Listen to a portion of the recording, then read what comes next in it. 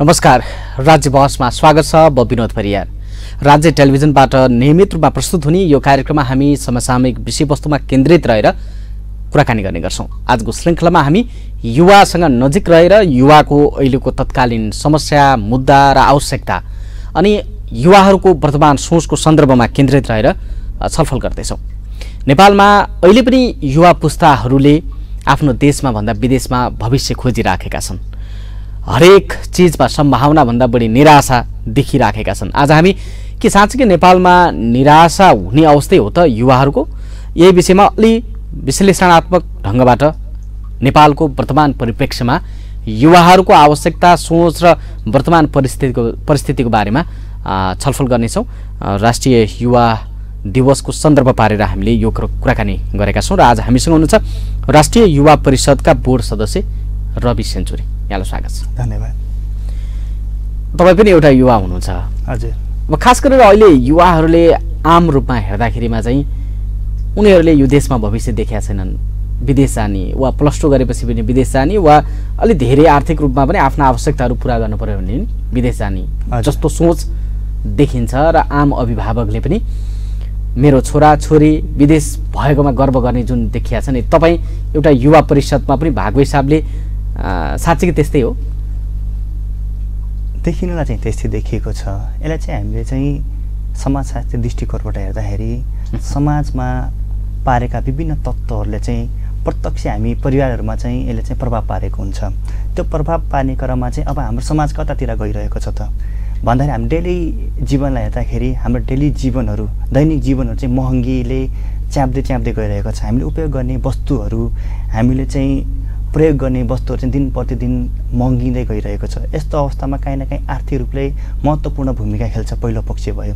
दोस्रो पक्षमा चाहिँ अब हाम्रो नेपालमा आर्थिक पक्षलाई चाहिँ एउटा समाजको उच्च दृष्टिकोणले हेर्ने कारणले गर्दाखेरि आर्थिक कारणहरू चाहिँ सामान्य बन्दै गएको अवस्थामा चाहिँ हरेक परिवारलाई, हरेक युवाहरूलाई चाहिँ आर्थिक नै प्रमुख हो जस्तो लागिरहेको छ, जसले गर्दाखेरि विदेश जानका निम्ति काहीँ न काहीँ त्यसले प्रेरणाको भूमिका खेल्छ पहिलो।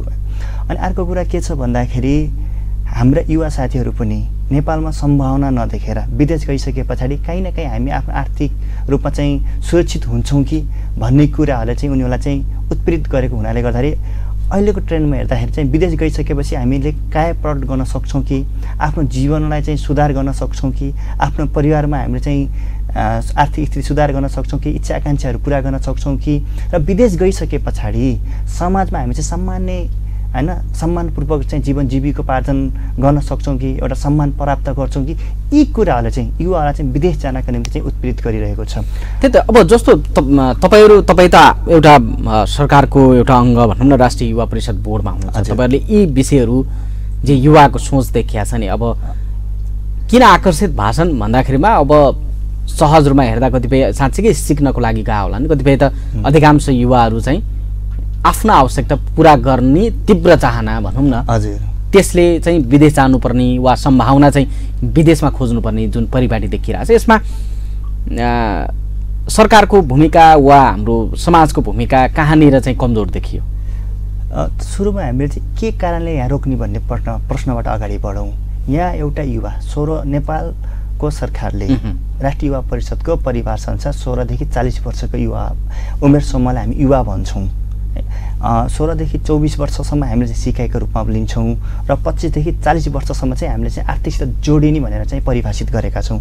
दुईटा खण्डमा वर्गीकरण गर्दाखेरि नेपालमा बसिरहँदाखेरि ती युवाले कतिको अवसर पाउँछन् त? उसले चाहिँ आफ्नो दैनिकी जीवन चलाउनका निम्ति आफ्नो मात्र होइन आफ्नो परिवारको पनि जीविकोपार्जन गर्नका निम्ति उसले कतिको अवसर पायो त? अवसर त पाएको छैन। जहाँ गए पनि तपाईँको वातावरण मैत्री लगानी गर्न सक्ने वातावरण, मैत्री लगानी गर्ने वातावरण छैन, या कुनै ठाउँमा गएर आफ्नो योग्यता अनुसारको के छ त अवसर पाएको छैन होला। त्यस्तै आफ्नो शिक्षा अनुसार पनि हाम्रो शिक्षा भनेको थ्योरिकल छ हैन। थ्योरिकलले गर्दाखेरि हामीमा प्र्याक्टिकल नलेज त कम हुने भयो। त्यो प्र्याक्टिकल नलेज कम भएको कारणले गर्दाखेरि हामी उपभोक्तावादी भयौँ कि हामीले चाहिँ अरू सामानहरू चाहिँ प्रयोग गर्न सक्ने भयौँ हैन, तर हामीले आफै वस्तुहरू चाहिँ उत्पादन गर्न सक्ने भएनौँ। भनेपछि हामी चाहिँ अरूप्रति चाहिँ परनिर्भर भयौँ। परनिर्भर भइरहँदाखेरि के हुन्छ भन्दाखेरि हाम्रो इच्छा आकाङ्क्षा पनि अरूले उत्पादन गरेका वस्तुहरूसित जोडिने भयो। भनेको यसको लागि त काहीँ न काहीँ त फेरि राज्यको भूमिका त हुनु पर्यो म त्यसैमा आइरहेको छु। अब हाम्रो सपनाहरू चाहिँ महत्त्वाकांक्षी दिन प्रतिदिन बढिरहेको छ। जस्तो अहिले चाहिँ सोसल मिडियाले गर्दाखेरि कम्युनिकेसनले गर्दाखेरि हाम्रो इच्छा आकांक्षा चाहिँ बढ्दो छ होइन। तर त्यो अनुसार चाहिँ हाम्रो युवाहरूले चाहिँ यो आफूलाई चाहिँ सुधार गर्नुपर्ने, आफ्नो नेतृत्व विकास गर्न सक्ने, आफ्नो क्षमता अभिवृद्धि गर्न सक्ने। त्यो भनेको युवा स्वयंमा समस्या देख्नुभयो तपाईँले? त्यो पनि एउटा कारण हो। र अर्को राज्य होइन, राज्यले पनि युवाले अहिले के चाहन्छन् त होइन। युवालाई अहिले वर्तमान अनुसार चाहिँ शिक्षा कस्तो दिनुपर्ने, त्यसपछि राज्य कता कता चाहिँ विमुख भएको हो कि होइन। राज्यको कुनै पनि तहमा बसेर नीति निर्माण गर्ने मान्छेहरू चाहिँ अहिलेको वर्तमान अवस्था अनुसार युवालाई के चाहिन्छ त्यो बुझ्न नसकेका हुन् कि, या बनेका नीति निर्माणहरूलाई पनि राम्रोसित कार्यान्वयन गर्न नसकेका हुन् कि, त्यो दुईटाको काहीँ न काहीँ चाहिँ मिलन हुन नसकेर चाहिँ युवाहरू चाहिँ एकातिर चाहिँ डिप्रेसनमा जाने। राज्यले मैले गरेछु भने त त्यो कागजी रूपमा मात्र भएको कारणले गर्दाखेरि चाहिँ युवाहरू बढी विदेश जान चाहिँ लालायत भएका हुन् कि। अब जस्तो तपाईँले एउटा प्रसङ्ग त उठाउनु भयो, युवाहरूमा पनि आफैमा एउटा समस्या हुनसक्छ। हजुर। तर नेपालका युवा जनशक्तिको प्रयोग भनेको चुनावको बेलामा त्यो बुथ कब्जा गर्ने, हजुर, वा आन्दोलनको बेलामा चाहिँ अग्रमोर्चामा बसेर ढुङ्गा हान्ने, लाठी जुलुस गर्ने, यस्तामा चाहिँ राजनैतिक दलहरूले पनि त्यस्तोमा मात्रै युवाहरूको खोजी गरे। हजुर।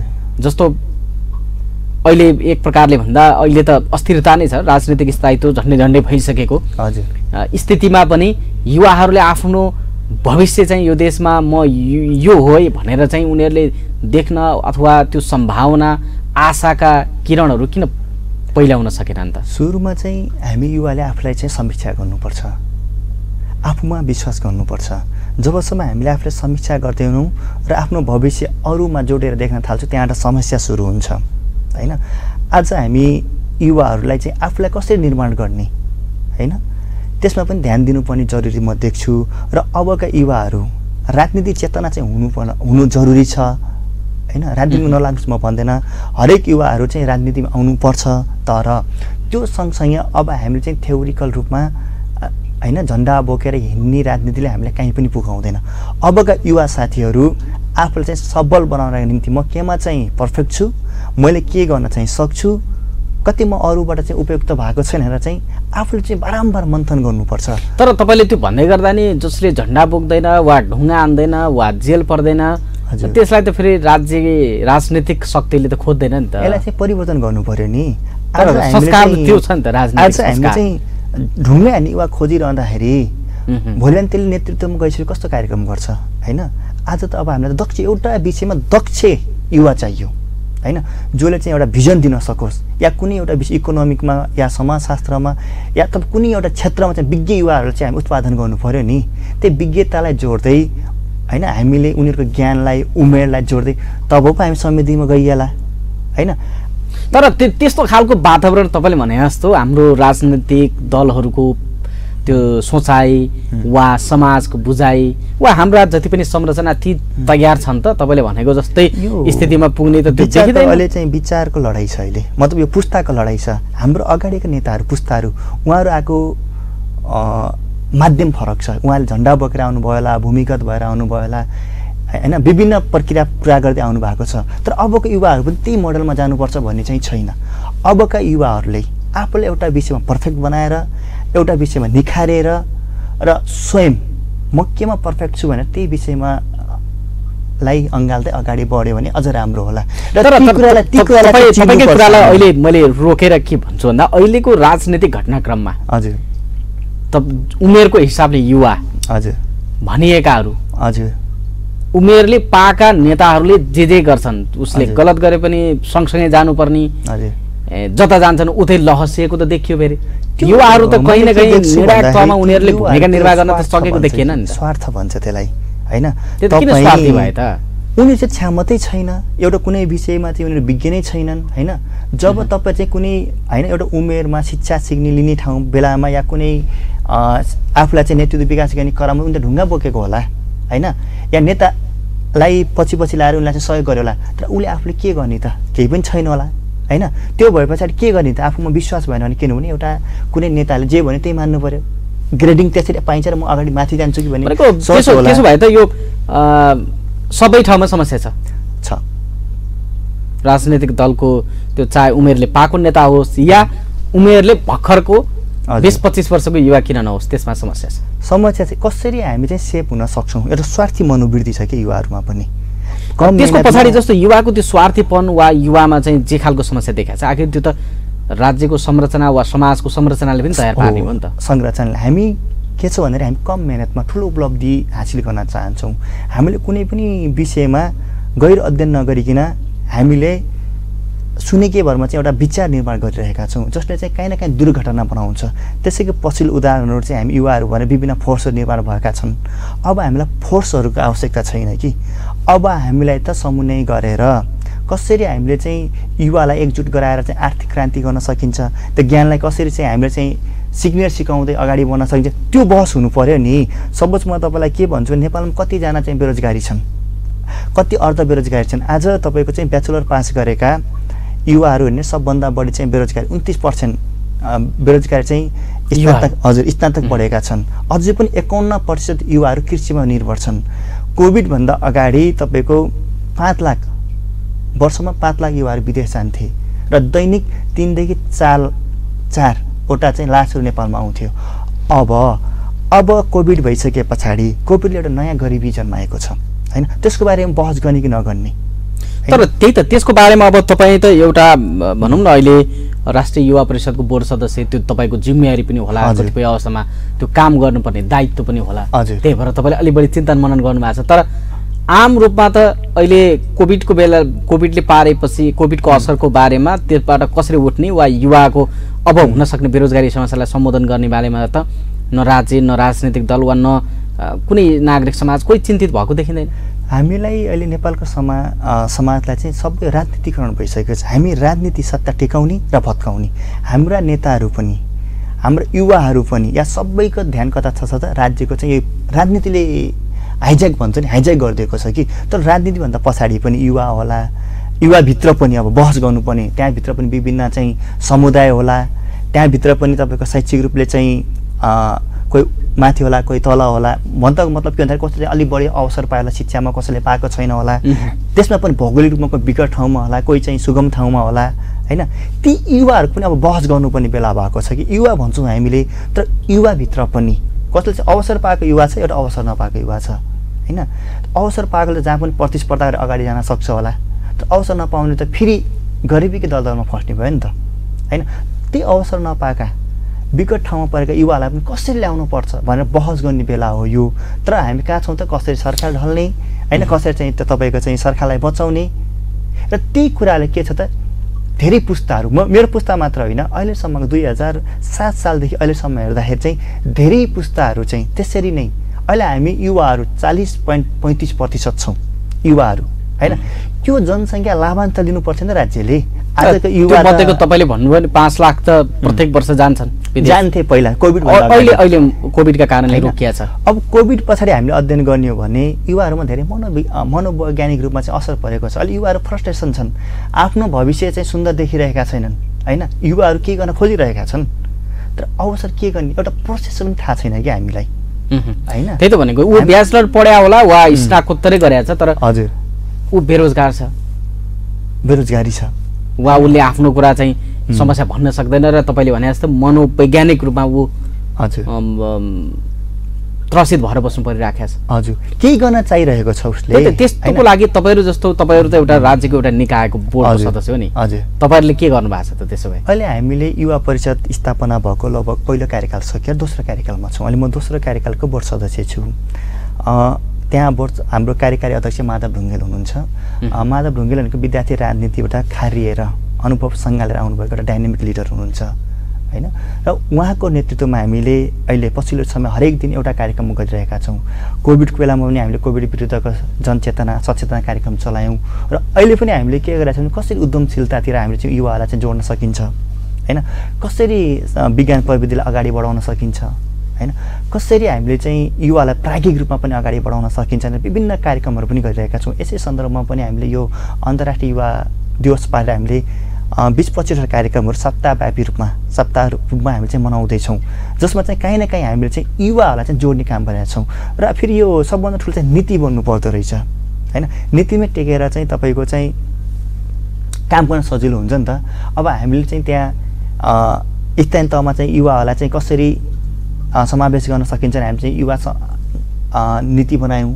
त्यस्तै हामीले विभिन्न कार्यविधिहरू पनि बनाइरहेका छौँ र युवा परिषद भने के भन्दा नि राज्य र युवालाई जुन एउटा सेतु हो, युवाका कुराहरूलाई हामीले सिंहदरबारभित्र चाहिँ पुर्याउने प्रयास गर्छौँ र सम्बन्धित निकायका चाहिँ त्यो युवा परिषद पनि फेरि राजनैतिक परिवर्तनसँगै त्यो पनि फेरि अदल बदल हुन्छ। त्यसको पनि त्यो काम त काहीँ न काहीँ राजनीतिले त फेरि त्यसलाई त असर पारि नै हाल्छ।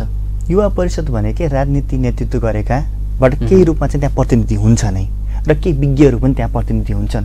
समग्रको प्रतिनिधित्व गर्ने ठाउँ नै युवा परिषद नै हो। किनकि हामी युवा परिषदबाट हामी के भन्छौँ भन्दाखेरि युवाको नेतृत्व विकास हुनुपर्छ भन्छौँ। नेतृत्व भने काहीँ न काहीँ राजनीतिसित जोडिएकै हुन्छ नि त।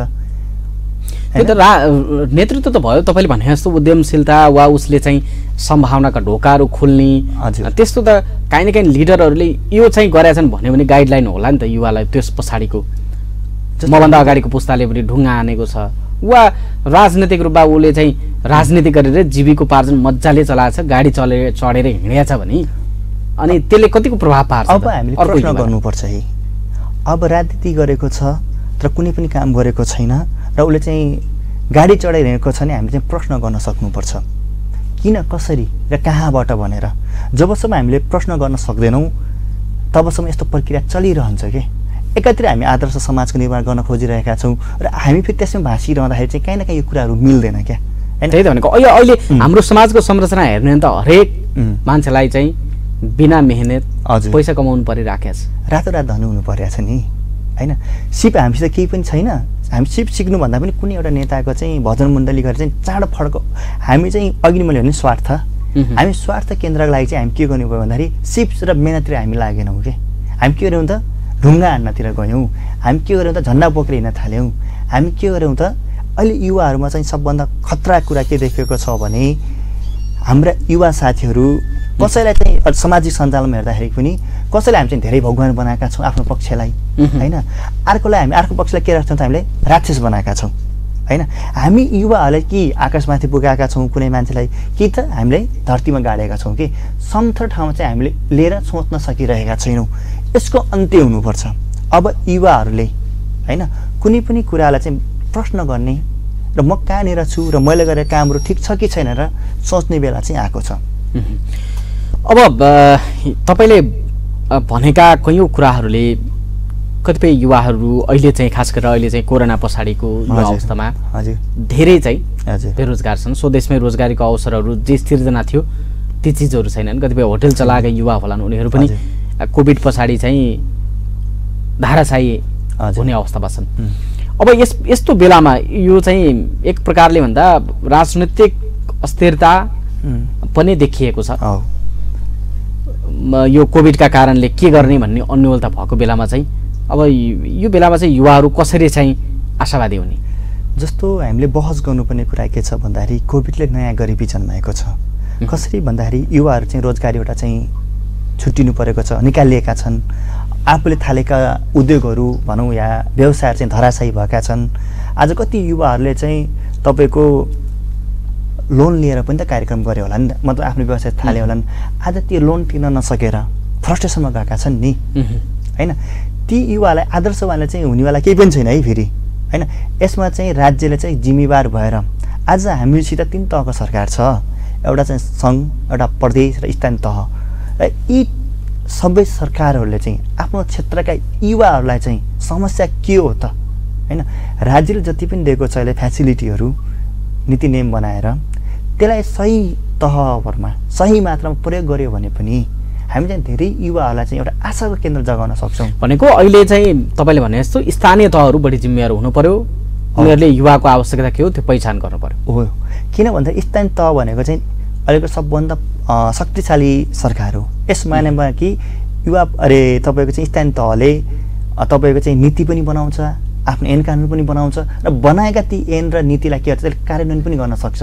र अर्को कुरा के हो भन्दाखेरि त्यसले चाहिँ आफ्नो क्षेत्रभित्र भएका युवाहरू के कस्ता छन् त भनेर प्रत्यक्ष सम्बन्ध पनि आफ्नो पहिचान पनि गर्न सक्छ, सम्बन्ध पनि राख्न सक्छ होइन। जस्तो चाहिँ जितेका जनप्रतिनिधिहरूले त काहीँ न काहीँ त ती युवासित त जोडिएका हुन्छन् होइन।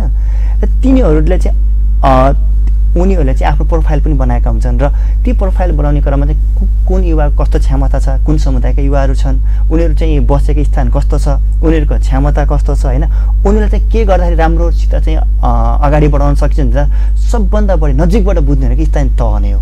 र स्थानीय तहले चाह्यो भने युवाहरूलाई चाहिँ अगाडि बढाउनका निम्ति र उनीहरूलाई चाहिँ एउटा सुन्दर सपना देखाउनका निम्ति महत्त्वपूर्ण भूमिका चाहिँ खेल्न सक्छ।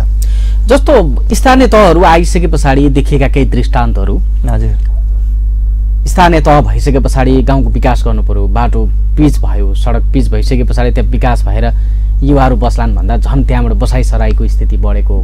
अहिले पनि कैयौँ गाउँहरूमा युवा होइन वृद्ध बुवा आमाहरू मात्रै भेटिनुहुन्छ। हजुर, अब हामीले कुरा गर्दाखेरिमा अझै पनि सम्भावना छ भनिरहेछौँ, तर गाउँ रीतिदै छ क्या। हजुर, अब यो चाहिँ कसरी रोक्ने, यो त निकै चुनौतीपूर्ण देखिन्छ नि होइन? यो काहीँ न काहीँ तपाईँको चाहिँ अघि नै मैले भने नि, काहीँ न काहीँ तपाईँको दैनिकी जीवनसित जोडिएको हुन्छ। घाँसबास कपाससित जहाँ सम्भावना हुँदैन ती ठाउँबाट चाहिँ अर्को ठाउँमा सम्भावना खोजेर पलायन त हुनै पर्यो, किनकि दैनिकी जीवनसित आफ्नो मात्र होइन परिवारको जीवन पनि जोडिएको हुन्छ नि त। अवसरको खोजीमा त युवाहरू जाने भयो बाहिर, तर ती अवसरहरू चाहिँ हामीले गाउँमा किन पैदा गर्न सकेका छैनौँ त? अब समीक्षा हुनु पर्यो नि होइन? त्यसको लागि त तपाईँले भने जस्तो विकास छैन, पहिला विद्यालय थिएन होला, अहिले विद्यालय छ, खानेपानी छैन, खानेपानी छ, सडक थिएन, सडक छ, तर पनि बसेर नि त युवाहरू त। विकास भन्ने बित्तिकै हामीले केलाई बुझ्यौँ? सडक निर्माणलाई बुझ्यौँ। विकास भनेर केलाई बुझ्यौँ? हामी स्कुल संरचना निर्माणलाई बुझ्यौँ क्या हामीले विकास भन्ने बित्तिकै। तर विकाससित रोजगारी पनि त जोडिन्छ नि त होइन? रोजगारी भएपछि रोजगारी पाउँछ, रोजगारी पाइसकेपछि के हुन्छ मान्छे आत्मनिर्भर बन्छ के, सेल्फ डिपेन्डेन्ट भन्छ नि त। तर त्यो सेल्फ डिपेन्ड बन्ने एउटा अवसरै भएन त्यहाँ होइन? तपाईँको चाहिँ एउटा ठाउँमा एउटा उद्योग खोल्नका निम्ति या सानो पसल खोल्नको लागि पनि वातावरण त बन्नु पर्यो नि त त्यहाँ होइन? या कृषि कर्म गर्नको लागि पनि राज्य स्तरबाट त कुनै न कुनै सहयोग हुनु पर्यो होला होइन? त्यो अझै त्यो वातावरण हामी बनाउन लागेनौँ कि हामीले के गर्यौँ भन्दाखेरि भौतिक निर्माणमा चाहिँ हामीले बढी फोकस गरेको। हाम्रा सरकारका सबै संरचना भनौँ न एक प्रकारले जनप्रतिनिधि भौतिक संरचना सबैको ध्यान भौतिक संरचनामा गयौँ कि। तर त्यो विकासभित्र त होइन शिक्षाको कुरा होला, हामीले चाहिँ स्कुल बनाउनु राम्रो हो आफैमै, तर हामीले त्यहाँ पढ्ने विद्यार्थीले कतिहरू ल्यायौँ त? आएका विद्यार्थीलाई कति टिकायौँ त होइन? कस्तो शिक्षा दिइरहेका छन् त? प्र्याक्टिकल छ कि थ्योरिकल छ कि होइन?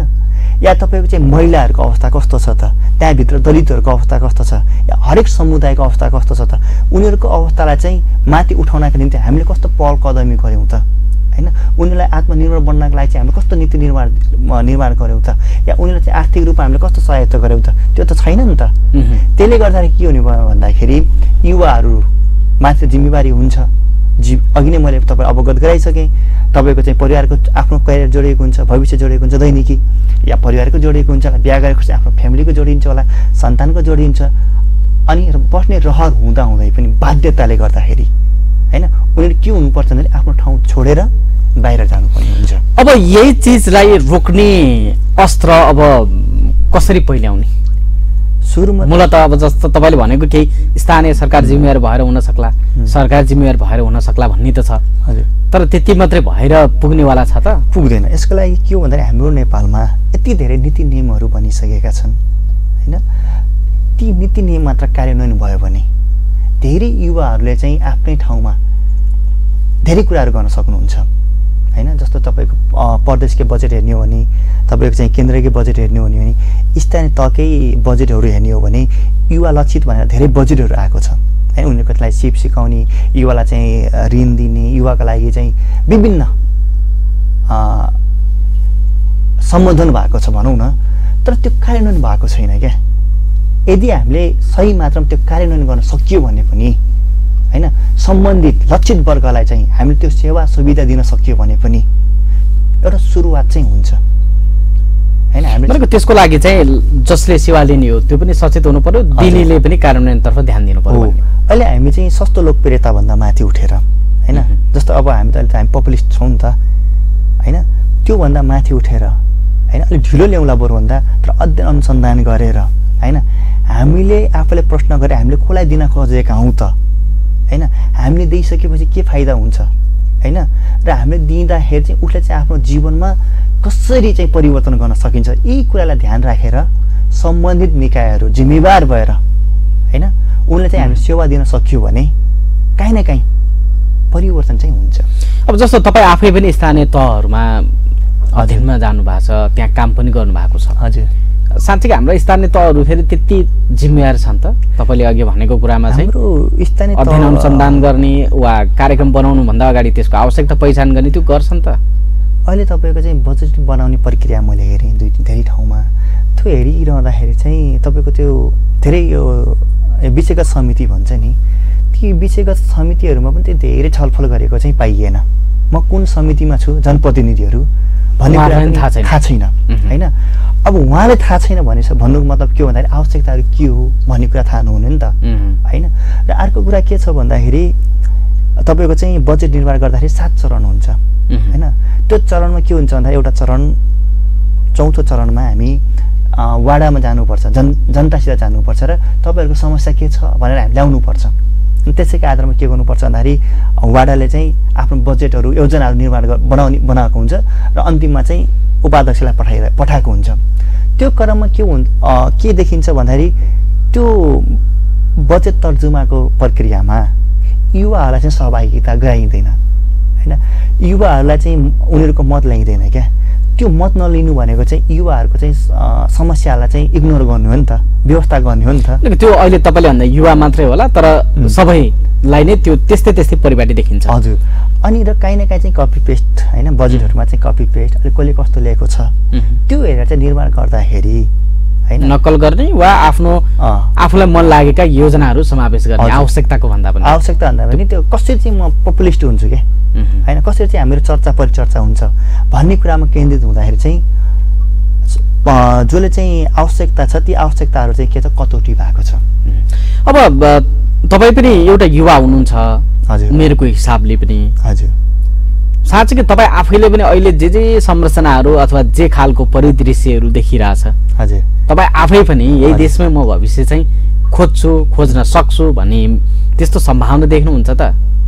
काहीँ कतै रवि सेन्चुरी कुनै कालखण्डमा हजुर यो देशमा होइन म विदेशमै सम्भावना खोज्नुपर्ने बाध्यता नहोला भन्न सकिन्छ कि सकिन्न? तपाईँको कस्तो हुन्छ भने म पनि एउटा मानव हो होइन। मानव भइसके पछाडि मेरो आवश्यकताहरूले कहिलेकाहीँ दिमागमा द्वन्द्व पैदा गरिदिएको हुन्छ। एउटा मनले भन्छ नेपालमा तैँले केही गर्नुपर्छ भन्छ, अनि फेरि अर्को मनले के हुन्छ आवश्यकताहरू हुन्छ नि त, मेरो पनि निश्चित आवश्यकता हुन्छ, मेरो फ्यामिली हुन्छ होइन। त्यो भइसकेपछि होइन केही समय चाहिँ बाहिर जाउँ कि होइन, आर्थिक भइसकेपछि मैले आफ्नो सामान्य आवश्यकता पनि पुरा गर्न सक्छु कि भन्ने त्यो मेरो मात्र होइन, हरेक युवाहरूको मनमा चाहिँ त्यो आफ्नो ठाउँ छोडेर अर्को ठाउँमा जानको लागि चाहिँ उत्प्रेरित चाहिँ गरिरहेको हुन्छ। र यो द्वन्द्व हुँदाखेरि हामीले चाहिँ कसरी म्यानेजमेन्ट गर्छौँ भन्ने कुराहरू भर पर्छ। त्यही त, त्यसको लागि त हाम्रा संरचनाहरू वा यो स्वदेशमै सम्भावना त देख्नु पर्यो नि त। फेरि त्यो अवसर कतिको छ भन्ने कुरा हुन्छ कि होइन। त्यही त, तर त्यो अवसर त्यति साह्रो छैन, सीमित अवसर छन्, प्रतिस्पर्धी धेरै छन् होइन। त्यसले गर्दाखेरि काहीँ न काहीँ दिमागमा चाहिँ द्वन्द्व चाहिँ हुन्छ। भनेको तपाईँको जस्तै द्वन्द्व हरेक युवाले अहिले सोचिरहेका छन् वा अब के गर्ने, हजुर, यहाँ बस्ने या जाने, यहाँ बस्दा के गर्ने, त्यो त अन्यल छ नि त। यहाँ बसेर के गर्ने होइन, जस्तो यहाँ बसिसकेपछि उसको फ्युचर सेफ छ कि छैन, किनकि एउटा मान्छेको जीवनमा ऊ मात्र जोडिएको हुँदैन, उसको परिवार जोडिएको हुन्छ होइन, आफन्त जोडिएको हुन्छ र उसको दिमागलाई उसले मात्र कन्ट्रोल गरिरहेको हुँदैन, नियन्त्रण गरिरहेको हुँदैन कि उसको चाहिँ फ्यामिलीले कन्ट्रोल गरिरहेको हुन्छ। अब तेरो फ्युचर के छ, किनकि हामी त प्रत्येकचोटि प्रुफ यहाँ नेपालमा बस्नुको लागि हामीले चाहिँ हरेकपल्ट हामीले के गर्नुपर्छ, प्रुफ गर्नुपर्छ क्या।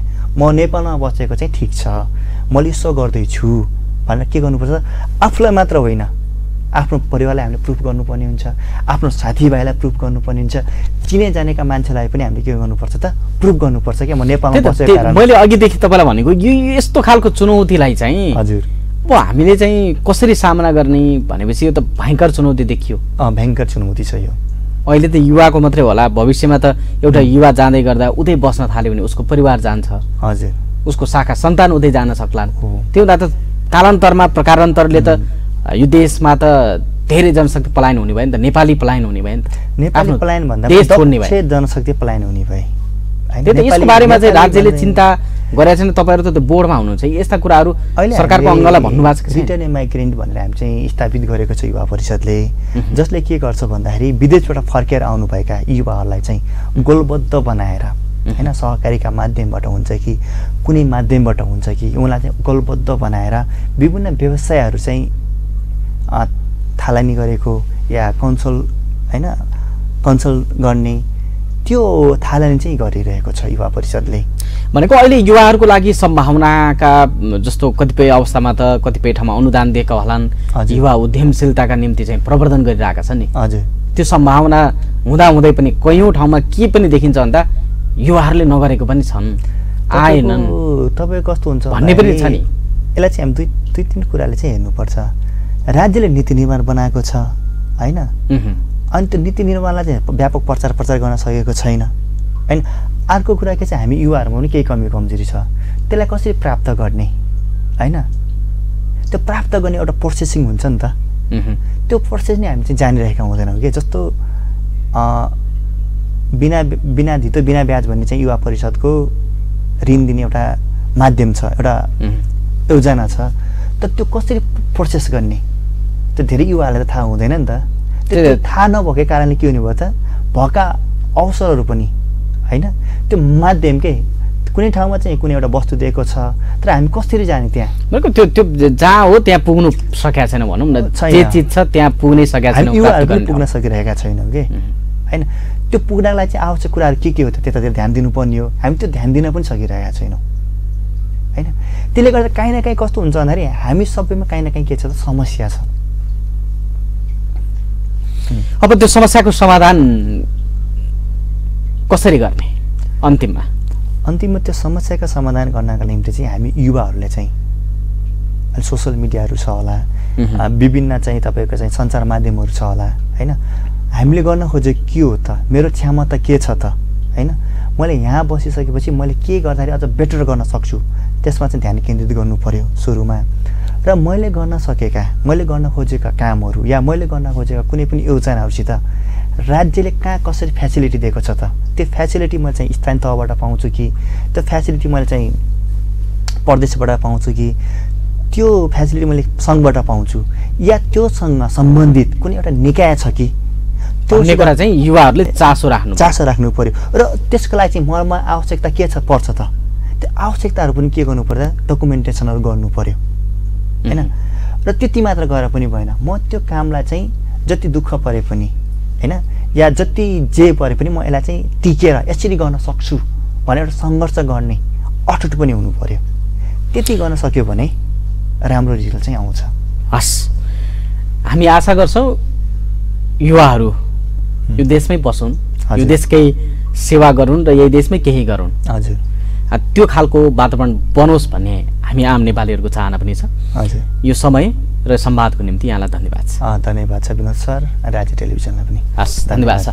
आज हामीले कुराकानी गऱ्यौँ राष्ट्रिय युवा परिषदका बोर्ड सदस्य रवि सेन्चुरी, उहाँसँग गरिएको यो संवाद कुराकानी यहाँलाई कस्तो लाग्यो, यहाँका मनमा उठेको प्रश्न जिज्ञासा भए हामीलाई प्रतिक्रिया दिन सक्नुहुन्छ। आजको कार्यक्रम हेरेर साथ दिनुभएकोमा सम्पूर्ण दर्शकलाई आभार प्रकट गर्दै अर्को श्रृङ्खलासम्मको लागि म विनोद परियार छुटिन्छु। नमस्कार।